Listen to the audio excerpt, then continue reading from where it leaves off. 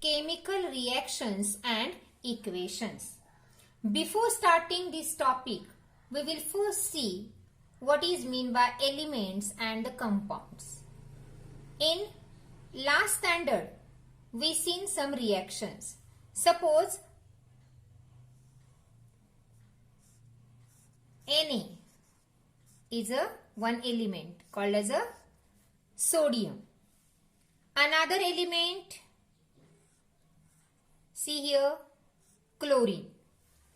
When combine both these elements, there is a formation of one compound NaCl, that is the sodium chloride. So Na is called as an element, chlorine is another element. When both combine, there is a formation of sodium chloride. Carbon plus oxygen, there is a formation of CO2. Again we will take another example. K plus Cl, formation of KCl. So when two elements combines to form a compounds, this is one type of chemical reaction. Now see what is meant by valency of elements. Valency of elements means what? Combining capacity of that element. In last standard, we seen about the valency. What is the requirement for the writing molecular formula of the different compounds, and how are the molecular formulae of the compounds written? That question in your textbook. See here, whenever we want to write any chemical formula, we know the symbol of that particular elements. If we know the symbol of that particular elements, then we can write easily the chemical reaction. Now see, chemical reaction. In chemical reaction means a process in which one or more reactants are converted into one or more different products. This is known as chemical reactions. During chemical reaction, some changes are permanent and some changes are temporary. And according to this, they are converted into two changes. One is a physical change and another is, see here, physical change, and another is chemical change. Now what is the difference between the physical and chemical change? First we will see, in your textbook they given one table, and in that table they given some examples like transformation of the ice into water. So can you identify, is it physical or is it chemical? See here. Now suppose this one is a ice. See here, ice. Now if we keep for some time, it converts into the water. See here, it converts into water. After some time, when we suppose from ice there is a conversion into the water for the normal temperature. Again, if I keep this water into the freeze, then it again converts into ice. Means original substance we get after some time. So this type of change is called as a physical change. Another example of the physical change is whenever evaporation of the water. All of you seen at home that whenever any water boils, we keep one lid on the boiling water. Then water drops again collect on the inside the lid. That is the physical change. Now see example of the chemical change. See, suppose here is a one fruit. See here, one guava. This one is the raw fruit. After some time, this raw fruit, it converts into the ripened fruit. Means raw fruit can convert into the ripened fruit. But this ripened fruit cannot be converted again into this raw fruit. This cannot be converted into the raw fruit.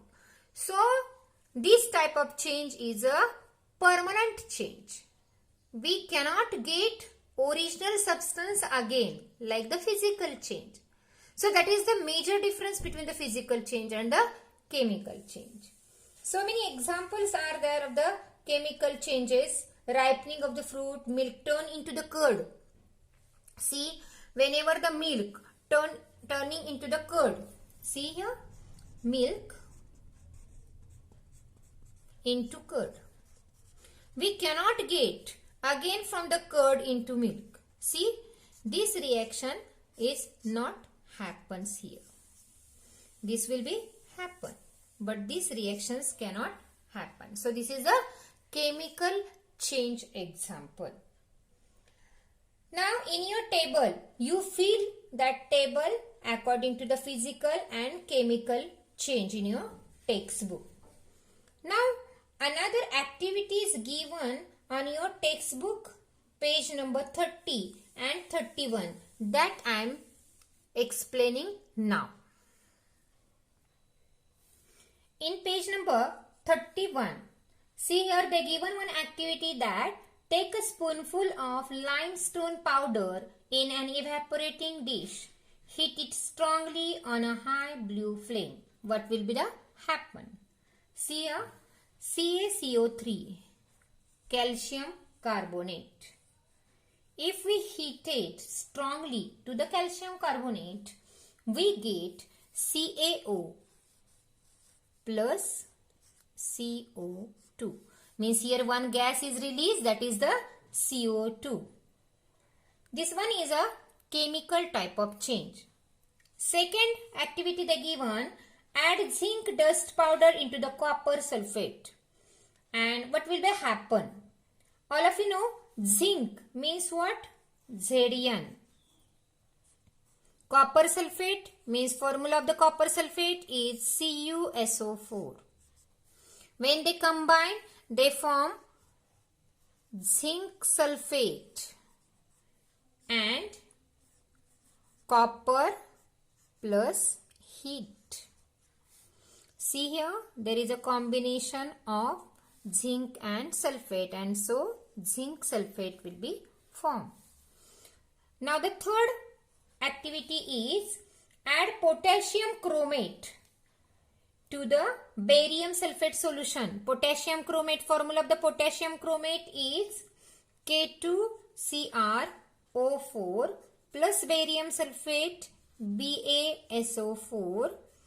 There is a formation of, see here, BaCrO4 plus K2SO4 and yellow precipitate is formed here. See, they get change and there is a formation of two new products. Now the fourth one is sodium carbonate, Na2CO3 to the calcium chloride. All of you know the formula of the calcium chloride, CaCl2. When this reaction occurs, at that time there is a formation of 2NaCl plus CaCO3. See here, CaCO3 means calcium carbonate. So here 4 reactions and fifth one is take phthalic anhydride in an evaporating dish. Close the end of the stem of the funnel with a cotton plug. Keep this funnel inverted on the evaporating dish. Heat the evaporating dish on a tripod stand slowly on a low flame. What will be the happen? They ask one question. The answer is that phthalic anhydride vapors occurs and phthalic anhydride particles are deposited on inner side of the funnel. So from these, fifth one is the only physical change, and these all first to fourth are the chemical changes. Physical changes and chemical changes, some differences are that a physical change is a temporary change and chemical change is a permanent change. In case of the physical change, it is a reversible. But chemical change is not reversible.